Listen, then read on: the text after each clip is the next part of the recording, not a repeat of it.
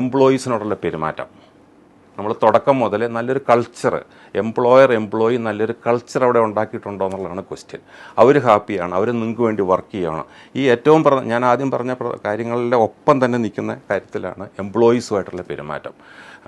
ഞാൻ വേറൊരു വീഡിയോ പറഞ്ഞ മാതിരി എല്ലാവരുമായിട്ടും പെരുമാറ്റം നന്നായിരിക്കണം, പക്ഷേ എംപ്ലോയീസിൻ്റെ കമ്മിറ്റ്മെൻ്റ് ഇല്ലാണ്ട് ഒരു കാലത്തും ആ സ്ഥാപനം എങ്ങനെ മുന്നോട്ട് പോകുമെന്ന് ധരിച്ചാണ് നമുക്ക് മനസ്സിലാവും. ചില ഓണേഴ്സോ അല്ലെങ്കിൽ ഡയറക്ടേഴ്സോ ആയിട്ട് സംസാരിക്കുമ്പോൾ അവരുടെ ആക്ഷൻ കാണുമ്പോൾ, അവരുടെ ആറ്റിറ്റ്യൂഡ് അല്ലെങ്കിൽ ടുവേഴ്സ് എംപ്ലോയീസ് കാണുമ്പോൾ തന്നെ നമുക്ക് മനസ്സിലാവും ഇവിടെ വേറെ എന്തെല്ലാം ഉണ്ടായാലും ഇത് വിജയിക്കാൻ പോകുന്നില്ല എന്നുള്ളത്. അപ്പോൾ എംപ്ലോയീസിനോടുള്ള പെരുമാറ്റം, അവരെ റെസ്പെക്റ്റായിട്ട് ട്രീറ്റ് ചെയ്യുന്നു.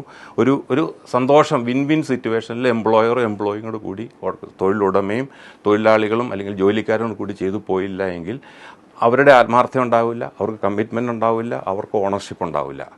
നമ്മൾ തന്നെ ഇരുന്നുകൊണ്ട് എത്രമാത്രം ബിസിനസ് ചെയ്യാൻ പറ്റും? ഇതെല്ലാം കണ്ടിട്ടും കണ്ടില്ല എന്ന് നടിച്ച് പോകുമ്പോൾ ബിസിനസ്സിൻ്റെയാണ് ഫണ്ടമെൻ്റൽസ് ഒട്ടും സ്റ്റോക്ക് അല്ലാത്തത്, ഒട്ടും സേഫ് അല്ലാത്തത്.